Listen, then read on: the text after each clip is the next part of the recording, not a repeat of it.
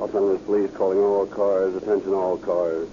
A hold-up of a United States mail truck at 3rd Street and Traction Avenue. Suspects escaped in a large black touring car, license unknown. That's all. Rosenquist.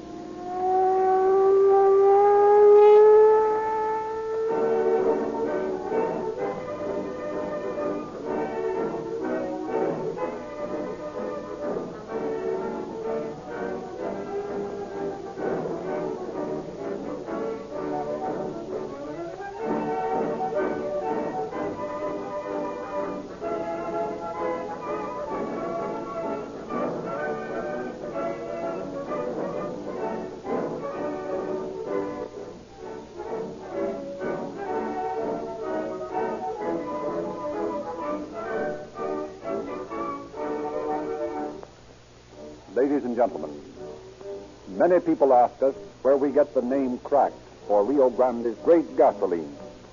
Here's the answer. This name is derived from the up-to-the-minute refining method known as cracking. In cracking, the crude oil is subjected to terrific heat and pressure. The result is a gasoline which averages 10 points higher in anti-knock than those which are not cracked. To this gasoline is added tetraethyl.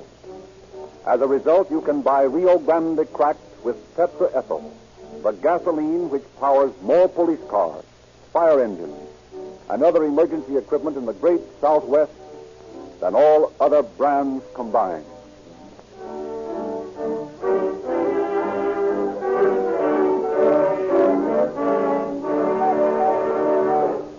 It is now our privilege to introduce the man through whose civic-minded cooperation calling all cars is made possible.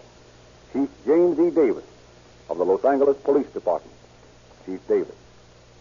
Scotland Yard has been internationally publicized as a law enforcement agency which has never lost a case brought to it for investigation. This great branch of English government reaches across the face of the earth to bring to certain justice thousands who perpetrate crimes against the Crown.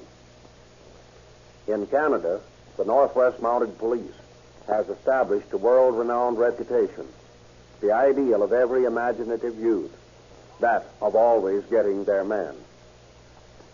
Few people know that the Los Angeles Police Department and the departments of the United States are equally as efficient and equally as successful in the pursuit of criminals. Due to public lethargy, lack of public interest, and limited means of publicity and propaganda, the police departments of this nation have been unable to establish themselves as a united peacetime army whose tenaciousness in the battle against criminals actually keeps this nation and the lives and property of citizens safe from dangerous attacks and complete control of underworld characters. It has been my desire, ever since the day I entered the police department 21 years ago, to help make the Los Angeles Police Force a powerful and efficient crime deterrent. During my first term as chief, I began departmental reorganization, which I am now attempting to complete. The public little knows the constant vigilance necessary on the part of a chief of police to keep a great organization such as ours functioning smoothly and efficiently with its limited manpower over an area of some 450 square miles during these times of social unrest. We believe we have to date brought about remarkable results in crime prevention, and this is due to the cooperation of the public and to the loyalty and personal pride shown by the personnel. It is my honor to lead. Shortly before coming here tonight, I received a monthly report of the crime activities, several features of which should be of interest. To all citizens listening whose investment this department is, these figures show that burglaries decreased 33% in May 1934 over May 1933 last year. Burglaries decreased 16% in May 1934 over April 1934 last month. Robberies decreased 44% in May 1934 over May 1933 last year. Robberies decreased 23% in May 1934 over April 1934 last month. The story I have brought to you this evening will give you a colorful picture of how the Los Angeles Police Department, through its able officers, tracks down and brings to justice certain criminal types. I feel particularly proud of my men for the part they played in solving the crime to be portrayed for you here tonight. This story should make you keenly conscious of the little publicized fact that your police department has but few failures in criminal investigations chalked up against it.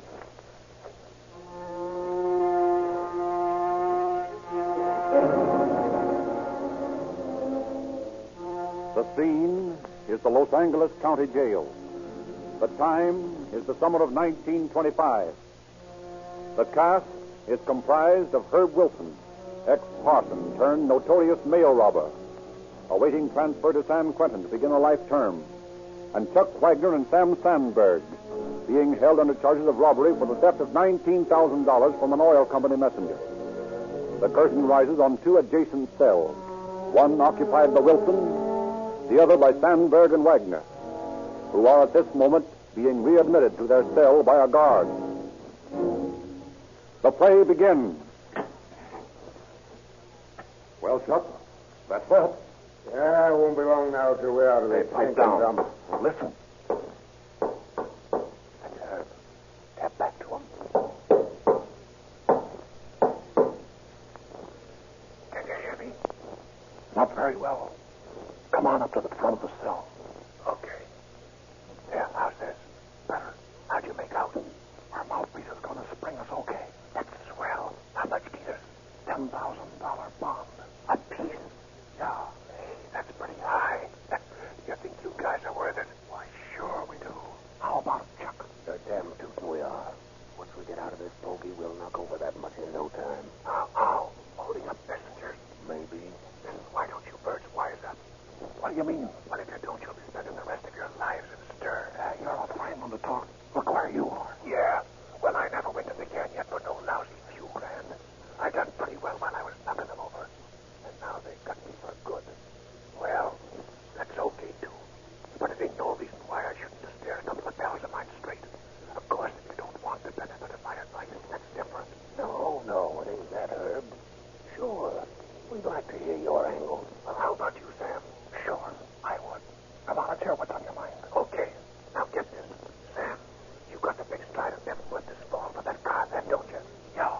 And you've got to be there, don't you? Well, if I ain't, the rest will come after me. Right. Now you ride the route back to Leavenworth. You won't have a prayer of beating that rat. You got to have dough for a mouthpiece. That's right. That's what we were trying to get when they picked us up on this job. Okay, that's because you were dumb. Now here's what you ought to do. As soon as your mouthpiece springs you ought to knock over the United States mail. The United States mail? Quiet. Here comes the guard. Get back in your cell till he passes. Chuck, do something. Go on, sing. I wish I had an angel over the Pipe down. Pipe down. What was that whispering I heard down this way? What whispering? Nobody was whispering. I was just trying to get the words of that song. Well, stop trying. And if you do get 'em, I'll turn the hose on you and cool you off. You mugs ain't here to study community.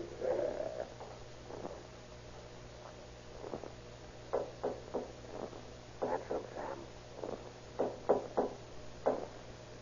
Hey, we gotta be more careful. That turnkey move us apart if he gets wise. Okay, we'll be careful. You was feeling something about holding up the mail. Yeah, but that's bad dope mixing up with federal. Well, you're mixed up with them now anyway, ain't you? Yeah, but robbing the mail, that carries an awful rap. Say, it'd be worth it to knock over another one job to take it on the land for good, wouldn't it? Yeah, What's the matter with you? Ain't you got no guts? Sure, I got guts. Okay. Now there's some tricks about robbing the mail that you ought to know. For instance, it ain't no good knocking over the regular mail trucks. All they carry is love letters, advertisements, and magazines. You want the registered mail. Yeah, but how do you know the difference? Well, in the first place, you got to hold up the trucks. It's no good walking into a post office. Get the postal next to your work for you. How do you mean? Well, when the mail leaves the downtown post office from the railroad station, it's divided. Straight mail goes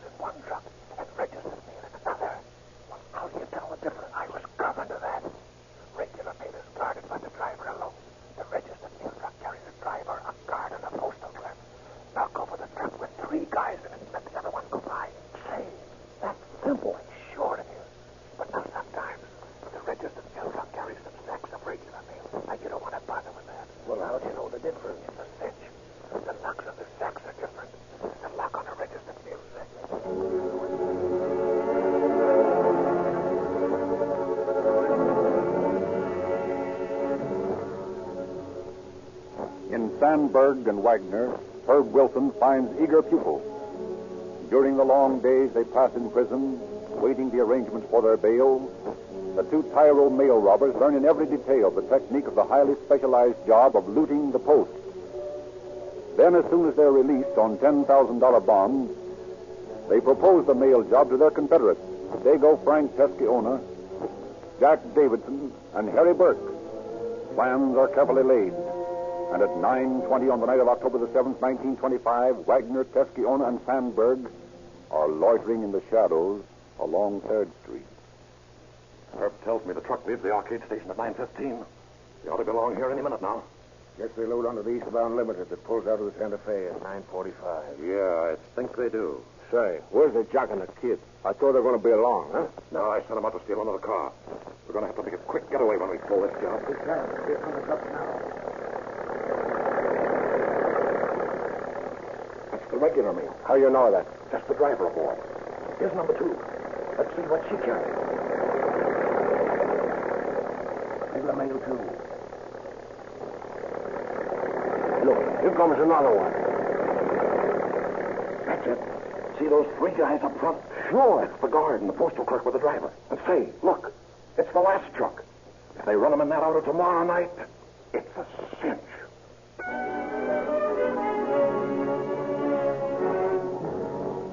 At the same time the following night, a high-powered touring car is parked, motor idling at the corner of Traction Avenue and 3rd Street. Sparsely spaced arc lights throw a feebly flickering glow on the deserted street. A busy mart of trade by day. At night, this quarter of the city furnishes a splendid setting for the crime. Oh, the picture is perfect. 6 desperate criminals, armed with sawed-off shotguns, lurking in the shadow of a warehouse, waiting to rob the mail. It's the mail. It sounds like the dream of a dime novel author, but it's a fact. This is what happened. Ought to be along any minute now. Everybody know what he's to do? Sure. Chuck and me, we hold the guns on him. Right, Jack, drive. And don't let that motor dial him. Oh, don't worry, I won't. And the kid and I cover him from the car. Yeah, and I throw the spot on him. All right, now hold everything. Here they come. That's the regular mail. Here comes the next one. Come on your toes, boys. Number 2. That's regular mail, too. That's a break. He won't laugh again. And here she comes. All right, boys. Let's go, Jack. Okay.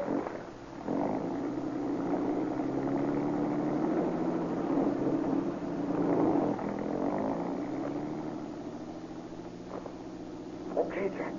Crowd them over. All right. Get over, you. Get over, you. Hey, what is this? Get down, all of Make you. him a damn quick stew. Lay off that gun, mister. I'll spray you. Take them gats away from him, Frank. Hold it, Adam. Now pile into this car and keep your trap shut. Hey, what are you getting me in for, Sam? I thought you wanted me to help on a hijacking Well, job. what's the difference? Yeah, but this is the mail. Well, it's still hijacking. You're in on it, so shut up. Come on, you guys. Get in there. Okay, Chuck, you drive the car. Right, come on, Frank. Follow us, boys.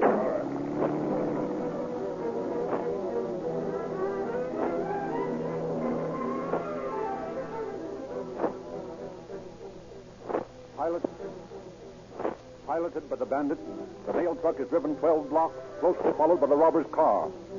At the end of the trip, it is steered into a vacant lot and parked against a brick wall. Safe from the prying eyes of passing traffic, the bandits line up, the post office employees facing the wall. As one of the mob holds a shotgun on the terrified men, another frisks them for the keys to the truck. Then, under the glare of a spotlight, 20 sacks of registered mail are quickly transferred to 2 other automobiles that have been parked in the lot. This task rapidly performed, the outlaws get into an argument. Yeah, but I'm trying to tell you something. We should have bumped them all off. I don't see what we got to do that for, Frank. What's the matter then? You're too much, huh? They've seen us enough to recognize again. Yeah, but it don't seem right to kill him in cold blood. But I'm going to tell you, it's the only way. If you don't do this thing, you're going to be sorry. Hey, what do you boys think about it? Right, Chuck. Shoot him. Well, I don't see any sense in adding murder to the rap. What's the difference? When you monkey with the federal government, you might as well go the whole way. Hey, wait a minute. How's this? Let's give him a sporting chance. We'll toss a coin for it. Well, all right, but I'm telling you, you're going to be sorry, that's all. Sure, that's fair enough. Hey, you over there. Who, me? Yeah, you do. What do you want? I'm going to toss a coin. Call your choice. What's the big idea? If you lose, we bump you as me. Here goes. What do you want? heads. Heads it is. Oh, but I'm telling you, we should have bumped them off. Oh, shut up. We said we'd give them a chance, didn't we? And they won. Well, come on, you birds. Get in this truck. We're going to make some registered mail out here. What are you going to do now? Well, don't worry. We're just locking you up in the cage here so you can't tip them off too soon. Come on, get in there and make it snappy. Step on it. Come on and get in there. The trouble with you, you got too much of good luck. Now, come on. Now, snap onto the padlock. A fine-looking bunch of Christmas packages you are.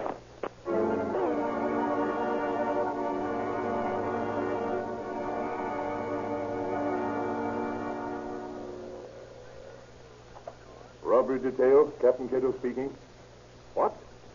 Yes, right away. Hey, boys, it's a hold-up. United States Mail. Certain fraction. Wallace, you and Hamlin come along with me. Make it snappy.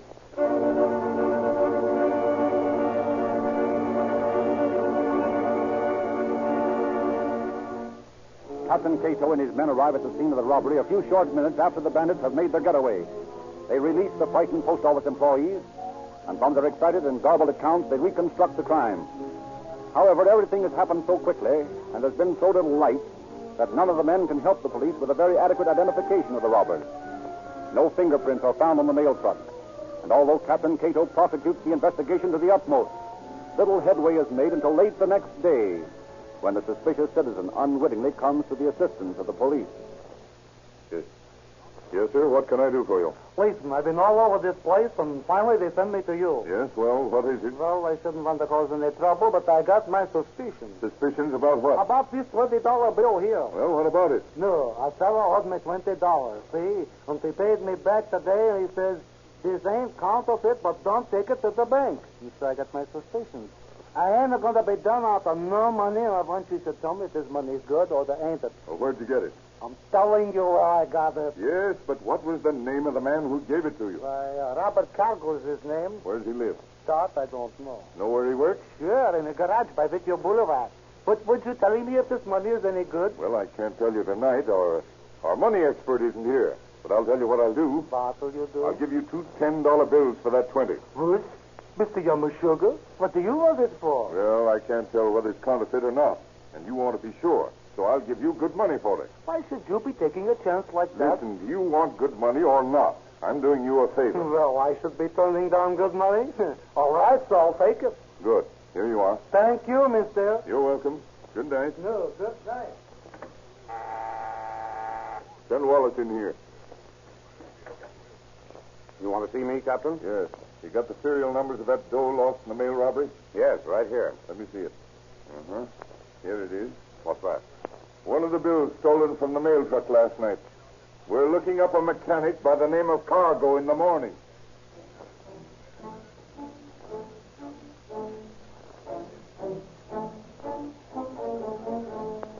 Early the next morning, Detectives Hamlin and Wallace park their car a few blocks from the garage in which Cargo is employed. And Wallace walks to the garage, tells Cargo that his engine has gone dead, and asks him to come to look at it. The young man, suspecting nothing, returns to the waiting car with the detective.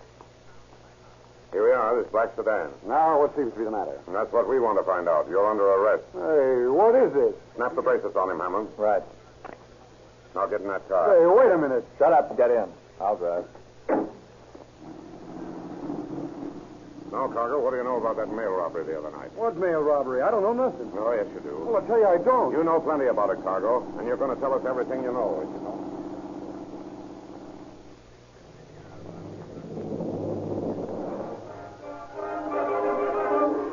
Well, Wallace, what did you get on Cargo? Nothing, Captain. He denies everything, but he's guilty as the devil. Well, I've been checking up on his acquaintances. His girlfriend got $600 from him this morning. Yeah? Yeah. We just bought her in. She says that he told her that he had gotten it from a sale of some property back east. She looks innocent enough. Well, in that case, I can see a way to make him talk. He's just next door. Let's bring him in. Okay. Come on in here, Cargo. Sit down. Where'd you get that $600 you gave your girl this morning? What? You heard me. Where'd you get that dough? Oh, I never gave no one $600. Oh, yes, you did. You gave it to your girl. I haven't got a girl. Yes, you have. Her name's Betty Park. How did you find out? She's under arrest right now. Under arrest? Yes, under arrest. Now, where'd you get that money you gave her? Oh, I got it from the sale of some property in Chicago. That's a lie. No, it isn't. It's a lie, Cargo. You got that money from mail robbery. No, I did not. Yes, you did, and you gave the money to your girl, and she's going to the penitentiary for receiving stolen goods. What? To the penitentiary for receiving stolen goods. No, wait a minute. You can't do that. She hasn't done anything. She thought I got that dough from the East. But you didn't. No, that is... All right, Cargo. Come clean. Listen, if I do, will you lay off Betty? Well, I think that could be arranged if you will tell us what you know. Okay. In the first place, I didn't know we were going to knock over the mail. Chuck had propositioned me to go into a hijacking deal with him. Who's Chuck? Chuck Wagner. Go ahead. Well, I didn't know any of the other guys. I never met them until the night we pulled the job. What were their names? I don't remember. Honest, I don't. All right. What happened? Well, we started off at the corner of 3rd and Traction, and we got there about...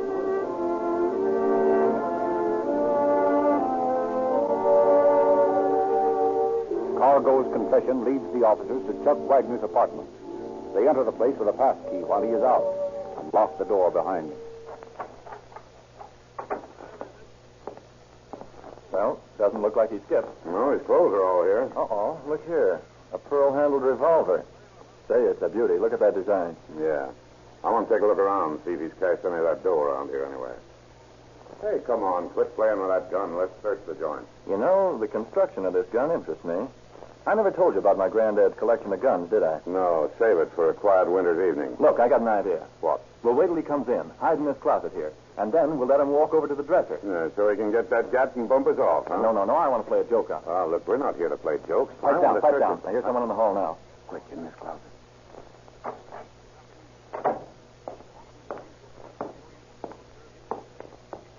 You're under arrest, Wagner. What? Why, you're dirty. What's the matter with this cat? It's no use, Wagner. I took out the firing pin. My granddad had a gun just like that. Okay. I guess you got me. Stick your arms out, Wagner. There. That's just to make sure you don't run away on us. What? Sure you don't run away on us. What? Sure you don't run away on us. Well, maybe you wouldn't mind telling me what the charge is. Robbing the mails. What is? Robbing the mails. What? Hey, you guys are making a mistake. I run a tire repairing business. I don't know nothing about a mail robbery. Know nothing about a mail robbery. What mail robbery? Well, we must tell you. It was the one the other night on 3rd Street. I suppose you don't know anything about that. Well, only what I read in the newspapers. Yeah? Well, you're coming along with us for a while. Maybe the accommodations down at headquarters will help to refresh your memory.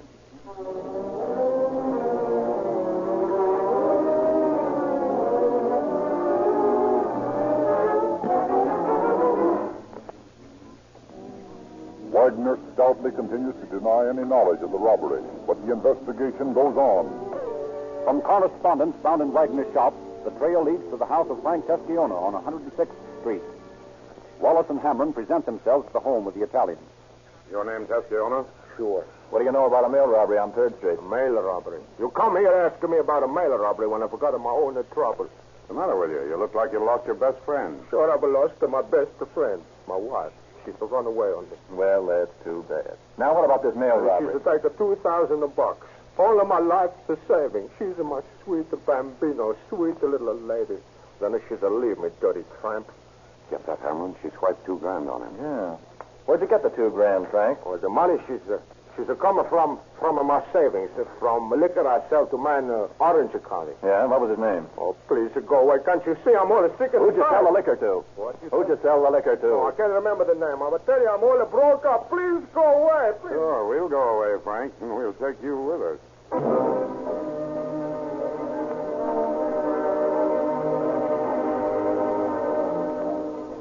After days of questioning, Teschiona finally admits his participation in the robbery when faced with thousands of dollars worth of loot unearthed by officers in his house. Wagner, told of his pal's confession, denounces him as a double-crosser. But in the end, he leads the officers to a cache near Long Beach where $400,000 worth of bonds and bankers' checks are recovered. Lengthy investigation reveals Jack Davidson is a close friend of Wagner's, and he finally admits his guilt, and another $2,000 worth of loot, this time cash, is brought to light. Sandberg is picked up in Kansas City en route to face trial in Leavenworth. $900 more is found in his person. Teschiona's wife is later apprehended in Chicago and returned to Los Angeles under a charge of receiving stolen goods. But the technicality of California law preventing husband from testifying against the wife and vice versa makes it impossible for the prosecution to build a case against her.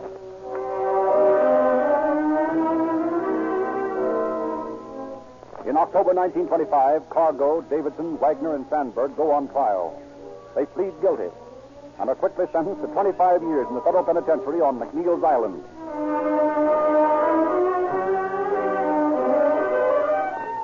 Frank Pesciona pleads not guilty and several months later goes on trial. Witnesses from all over the United States appear at the trial to identify the jewelry found on his premises. It is a sunny spring afternoon when the judge delivers his verdict. Frank Pesciona, you will stand and face the court. Before I pass judgment on you, have you anything to say? Sure, boss. I'm going to tell you, I'm not guilty. It's a big lousy firm up. I'm not to do anything. Frank Pesciona, the jury has heard all the facts before it. They have given their verdict, and it is now my duty to pass judgment upon you. Frank Pesciona, I sentence you to serve 32 years in the federal prison. 32 years? Oh, Bartholomew. Oh, Judge, that's too much. It's too much. Where's that lousy cop for the rest of me? Where is he? Want to see me, Frank? Sure. I want to tell you one thing. When I'm going to get out, I'm going to kill you. Well, Frank, my boy, that doesn't worry me much. They'll pat a good many of us on the face with a spade before you get out.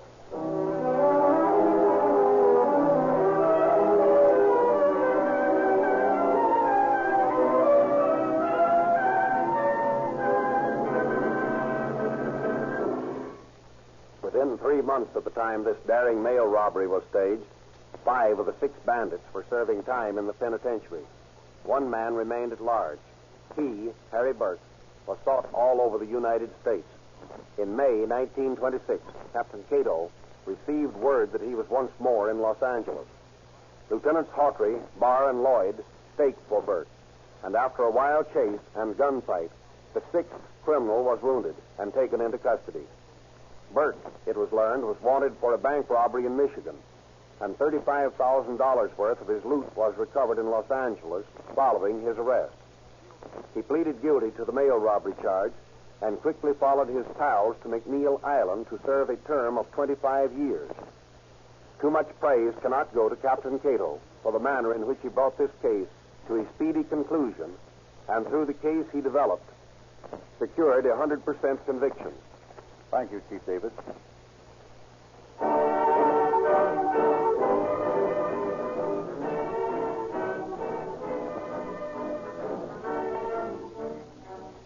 The modern police radio car and the modern fire engine are built to deliver dependable service under all conditions and at an instant's notice. It is necessary that such equipment must be powered with dependable gasoline. Rio Grande Cracked with tetraethyl is such a gasoline. In Los Angeles alone, the average mileage of a police car is 216 miles per day, or 78,840 miles per year. With this undeniable proof of dependability to guide you, don't you think that a tank full of Rio Grande Cracked is worth at least a try? Remember, it costs no more.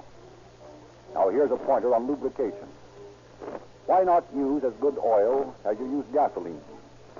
Sinclair, Pennsylvania, and Sinclair Opaline motor oils are made by the largest independent refiner of lubricating oils in the world. They are sold only in extra-measured tamper-proof cans, thus guaranteeing you against substitution.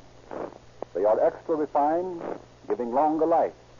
Yet Sinclair, Pennsylvania, and Sinclair Opaline cost no more than ordinary, often inferior oil.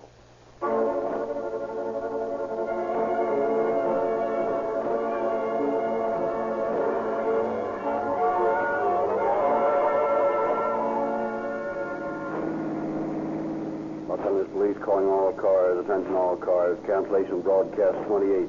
Suspects in the U.S. mail robbery now in custody. That's all. Rosenquist.